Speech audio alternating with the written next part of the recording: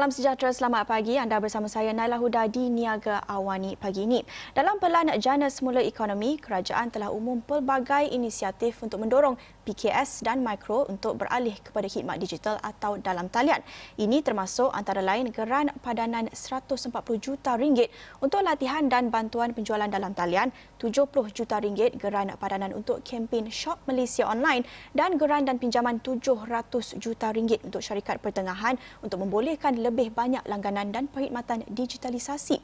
Dalam masa yang sama, kerajaan akan sediakan lebih banyak perkhidmatan secara dalam talian atau e-counter dan Perdana Menteri turut menyeru lebih banyak agensi dan kementerian untuk merancangkan usaha digitalisasi dan automasi. Jadi bagaimana PKS di Malaysia boleh raih manfaat daripada peruntukan dalam penjana ini dan bagaimana dengan normal baharu mereka boleh percepatkan proses transformasi digital ini dengan lebih efektif. Kita terus bersama Nur Aslina Zainal Abidin, Ketua Pegawai Eksekutif Innovative Associates Consulting Sdn Berhad. Selamat pagi, terima kasih bersama saya di Niaga Awani. Selamat pagi, Naila. Baik, boleh kita bincangkan tentang isu ini. Tinjauan EY sebelum ini mendapati syarikat kini mencepatkan lagi usaha untuk melakukan transformasi digital ini, dan bagi organisasi yang besar yang mungkin masih lagi mencari-cari apa quick wins bagi mereka, mungkin dalam pelan jangka pendek dan juga panjang, apa yang harus dipertimbangkan? Naila, dalam post-COVID ni, during the lockdown, semasa lockdown, kita banyak realization bahawa bisnes kita ini perlu memberikan fokus kepada first, bagaimana cara kita nak improve customer experience, pengalaman pembelian itu. Sebab masa lockdown tu kebanyakan perkara yang kita purchase, kita laksanakan melalui online. So how is that going to work now? Yang keduanya ialah macam mana cara fulfillment, dan kita nampak juga masa lockdown, even company yang besar-besar seperti mana Tesco untuk groceries akan mempunyai masa waiting time yang sangat panjang untuk kita menerima delivery kita. So one thing is to improve your customer experience untuk mengambil order dan penjualan, tetapi at the same time kita juga kena memastikan bahawa kita boleh fulfill order yang kita dapat ni throughout the supply chain. So fulfillment itu adalah satu perkara yang perlu kita lihat juga. So two things yang kita rasa quick wins yang boleh dibuat ialah lihatlah proses-proses yang mana delivery of your services dan goods ini akan dapat dipercepatkan. Dan kemudian look into your supply chain, bagaimana fulfillment dilaksanakan, and most importantly ialah customer experience you itu adalah terbaik apabila mereka melaksanakan pembelian secara talian. Jadi kita bincangkan tentang penjana pula. Adakah langkah dalam penjana ini Puan lihat mendapati cabaran yang dihadapi organisasi besar? Sebelum kita bincangkan tentang PKS dulu, cabaran buat organisasi besar bagaimana dan adakah penjana ini boleh bantu? Jadi kebanyakan daripada skim yang diberikan melalui penjana yang kita lihat sekarang fokusnya adalah kepada small and medium enterprise. Yang company yang besar-besar, what we see right now, selain daripada support untuk hiring people, untuk mengambil pekerja, untuk wages, dan kemudiannya support untuk you transform kepada digital for medium enterprises. Selain daripada itu, kebanyakan fokus daripada penjana ini kita lihat kepada small and medium scale. Yang mana, which is not wrong, because the focus of the government right now is basically untuk keep the economy afloat dan memastikan pekerjaan itu diberikan kepada rakyat. Itu, I think, that's the focus of penjana. Tapi pendapat kami ialah apabila bantuan diberikan, it is very important that first of all ia adalah transparent, telus dari segi apakah prosesnya, siapakah target audience yang akan diberikan, bagaimanakah pemprosesan pemilihan itu akan dilaksanakan. Yang keduanya ialah time bound, setakat mana bantuan ini akan diberikan. Seperti mana kita ketahui, industri seperti tourism, retail, is expected that diorang ni akan mengambil masa lebih 2 tahun untuk pulih balik ke keadaan yang seperti sekarang. So how long, berapa lama bantuan ini akan diberikan? Yang ketiganya ialah proportionate, perkadaran. adakah bantuan yang diberikan itu difokuskan kepada industri yang kebanyakannya affected by the pandemic right now, dan bagaimana pembahagian daripada tadi Naila ada sebutkan 700 juta kesemuanya, bagaimana pembahagian itu dilaksanakan kepada mereka yang lebih affected di dalam efek selepas pandemik ini. Dan thirdly ialah tidak mendiskriminasi siapa dia yang akan menerima ini. Sebab kita tahu SME di Malaysia ni we have about 900 over 1,000 kalau tak silap saya data. So dana yang dibekalkan kalau kita ambil average 700 million, kalau semua company apply, satu company tak sampai RM10. So how are we going to distribute this? Dan ada dana-dana yang kerajaan telah tetapkan 1 juta maksimum untuk setiap company. So kalau ada 1 juta, 100 company sahaja yang boleh apply. So what are the criteria? So support is only beneficial when it has all these conditions set for it. You know, it's transparent, it's time bound, it's proportionate, dan juga there's no discrimination in terms of siapa yang you memberikan support ini. Jadi mungkin kalau kita lihat selain daripada penjana, mungkin ada inisiatif atau pelan lain. Apa lagi yang diperlukan daripada kerajaan, terutamanya untuk PKS? Saya rasa for now, I think we are all still waiting. Kalau kita lihat dalam buku penjana yang kerajaan release tu, ada banyak perkara-perkara yang diletakkan di situ bahawa kita menunggu plan yang akan dibentangkan di dalam bulan Julai. So we are all still waiting.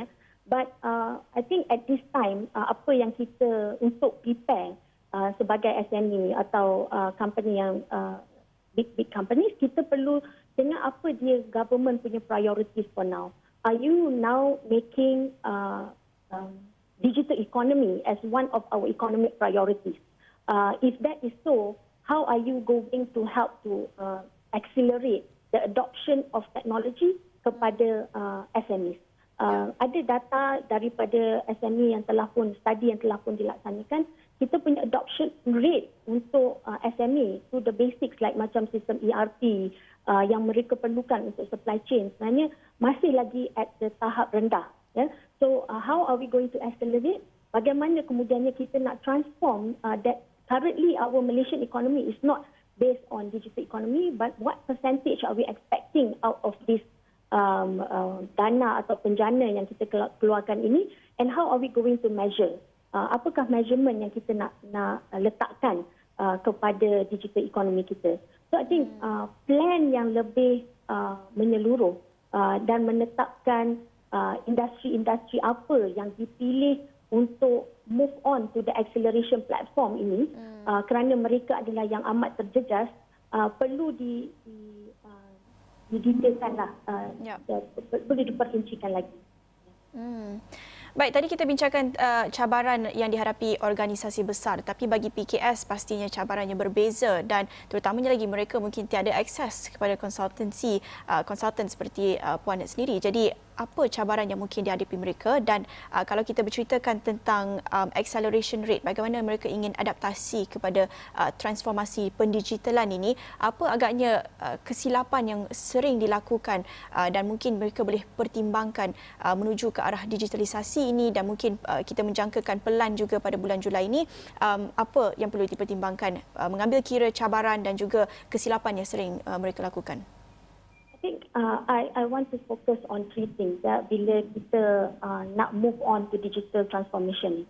Yang pertamanya, we're talking about SMEs atau IKS.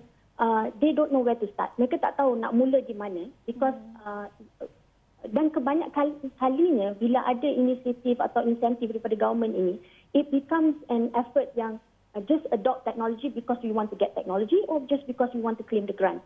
So that's not what we hope that the SMEs will take this opportunity to help you in terms getting on the right track. Ialah objektif you untuk go digitalization ialah 2 benda. Untuk improve you punya customer experience. Number 2-nya ialah untuk improve you punya fulfillment. Dan macam mana you nak buat? Pertama you kena define kat mana kita sekarang. Who are your customers? Apa experience dia sekarang? What are your channels? Macam mana you approach you punya customer? kita lihat dalam tempoh COVID ni, it's very interesting because model O2O tu, orang yang daripada offline dah masuk ke dalam online. Offline tu maksudnya dia ada kedai fizikal, you provide dining experience. Tapi sekarang you dah pergi kepada online, you bawa servis you kepada orang untuk memilih secara online. So this type of business model are changing. So are we ready for that? Adakah kita tahu? And in the first place, you tahu tak semua ni? Do you know who your customers are? Macam mana mereka membeli? Berapa banyak yang membeli? What are the genders that are buying? Their age group? Dan kalau you tak tahu, the first start of it all is to start collecting all of this data. That is to define. That is the methodology that we use here. Define where you are, what is your problem. Dan kemudiannya baru kita determine kat mana yang kita nak pergi.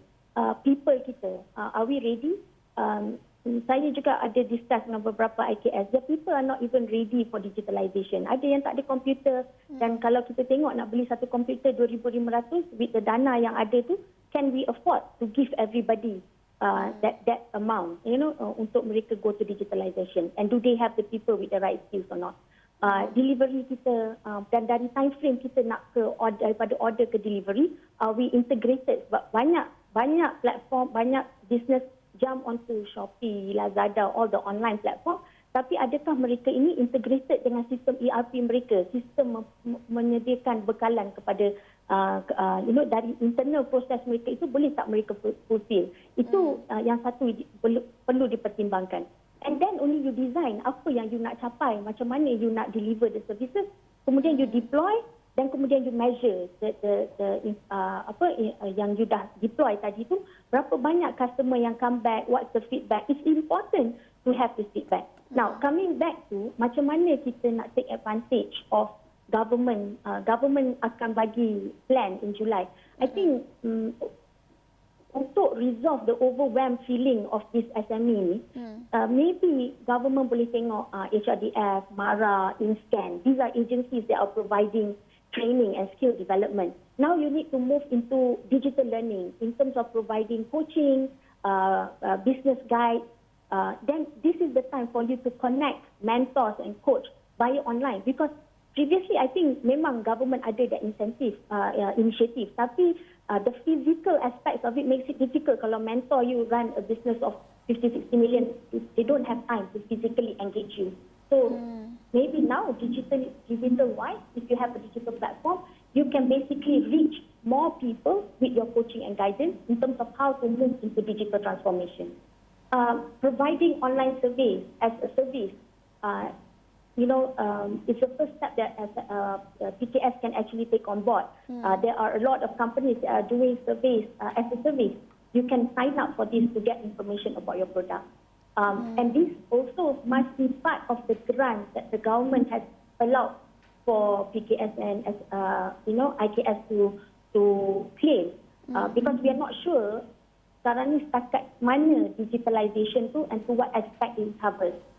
To get onto digitalization, there are services that need to be employed by this company, and those are training, consulting services and all that. Yeah.